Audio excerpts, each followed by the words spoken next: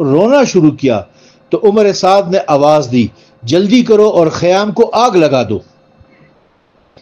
انہی یزیدیوں میں سے ایک شخص نے عمر سعد سے کہا کیا تجھے ذریت رسول کا قتل کافی نہیں، اب خیام بچ جانے والے بچوں اور مستورات کو بھی جلانا چاہتا ہے؟ تو کیا چاہتا ہے کہ اسی کربلا میں غضب خدا نازل ہو اور ہم میں سے کوئی بھی گھر زندہ نہ جا سکے؟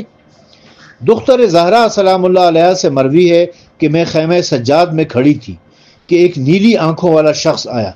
پہلے اس نے میرے سر سے چادر چھینی، پھر میرے گوشوارے اس طرح چھینے کہ میرے دونوں کان زخمی ہو گئے۔ اس کے بعد بیمار کے قریب آیا، یعنی امام سجاد علیہ السلام کے، پھر جس فرش پر سو رہے تھے وہ فرش اس زور سے کھینچا کہ بیمار خاک کربلا پر الٹ گیا۔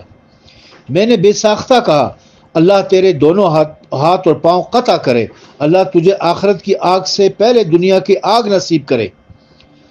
مقتل ابی مخنف کے مطابق اس وقت تو پتہ نہ چل سکا کہ یہ ظالم کون تھا۔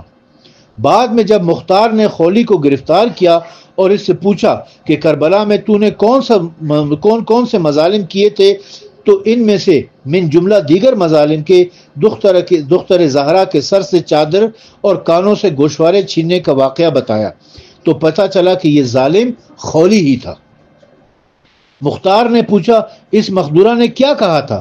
خولی نے جب بی بی کی بدعا بتائی تو جناب مختار نے کہا بخدا میں اس مظلومہ کی دعا پوری کروں گا۔ پھر خولی کے ہاتھ اور پاؤں کاٹنے کا حکم دیا، جب کٹ چکے تو ابلتے ہوئے گرم تیل میں ڈالنے کا حکم دیا۔ اچھا، یہ سارے واقعات آپ دیکھ لیں اسی کتاب کے دامت الثاقبہ کے صفحہ نمبر 277 کے اوپر کوفے میں داخلے سے شام روانگی تک یہ سارے واقعات لکھے ہوئے، میں مختصر آپ کو بتاتا ہوں۔ لحف کے مطابق جب اسیران آل محمد صلی اللہ علیہ وسلم کا قافلہ کوفے کے قریب پہنچا تو ابن زیاد اور عمر سعد کی منصوبہ بندی کے مطابق اس قافلے کا استقبال کرنے کی خاطر کوفے اور اطراف کوفے سے آنے والے تمام تماشبین جمع ہو گئے۔ اس قافلے میں امام سجاد کے علاوہ کچھ بچے بھی تھے، امام محمد باقر، زید ابن حسن، عمر بن حسن اور زخموں سے چور حسن مصنع ابن حسن۔ جب قافلہ بازار میں آیا تو چھت سے ایک عورت نے پوچھا تم کس علاقے اور قبیلے کی قیدی عورتیں ہو؟ جواب میں ایک بی بی نے جواب دیا ہم آل محمد کی قیدی بیٹیاں ہیں۔ وہ عورت سن کر جلدی سے نیچے اتری، چادریں اٹھائیں اور چھت پر آ کر مخدورات عصمت میں تقسیم کی۔ یعنی وہ بے چادر تھی نا، جبھی تو ان کو چادریں لا کر دی گئیں۔ ابھی تک بیبیوں نے چادریں سروں پر نہیں لی تھی کہ شمر نے سپاہیوں کو حکم دیا جنہوں نے نیزوں سے چادریں چھین لی۔ یعنی پہلے تو کربلا میں ان کے سروں سے چادریں چھینی تھی، پھر کوفے میں ایک خاتون نے ان کو چادریں دی تو اس بدبخت نے نیزے سے بھی وہ چادریں چھین لی۔ اہل کوفہ آل محمد کی یہ مظلومی دیکھ کر رونے لگے۔ جناب سجاد نے اہل کوفہ سے فرمایا تعجب ہے، کل ہمیں قتل کرنے میں پیش تھے اور آج رونے میں بھی پیش ہو۔ اگر ہمیں تم نے قتل نہیں کیا تو پھر کس نے کیا ہے؟ اگر تم ہی نے قتل کیا ہے تو اب روتے کس بات پر ہو؟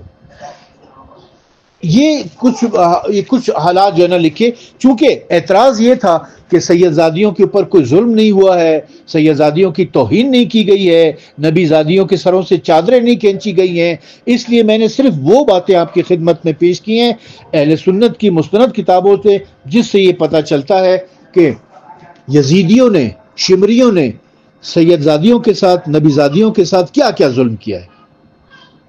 ان کے خیموں کو لوٹ لیا، ان کے سروں سے چادریں لوٹ لی، ان کے خیموں کو آگ لگا دی، ان کے گوشوارے، ان کے کانوں میں جو بندے تھے وہ اس زور سے کھینچ لیے کہ کان لہو لہان ہو گئے، اور ان کو قیدی بنا کر رسیوں میں باندھ کر اور لاشوں کے پاس سے گزار کر شرابیوں کے درباروں میں لے جایا گیا، ابن زیاد اور یزید پلید جیسے شرابیوں کے درباروں میں لے جایا گیا، اور پھر انہوں نے جو بکواس کی ہے، جو ابن زیاد نے بکواس کی ہے وہ بھی آپ کی خدمت میں پیش کر دی ہے، اور یزید نے جو بکواس کی تھی وہ آگے پھر کسی اور وائس نوٹ میں بتاؤں گا۔ ابھی یہ وائس نوٹ کافی طویل ہو گیا ہے، تو ان یزید کے پلوں کا، شمر کے پلوں کا یہ میں نے جواب دیا ہے، یہ سن لیں کہ ان کی کتابوں میں کیا لکھا ہوا ہے۔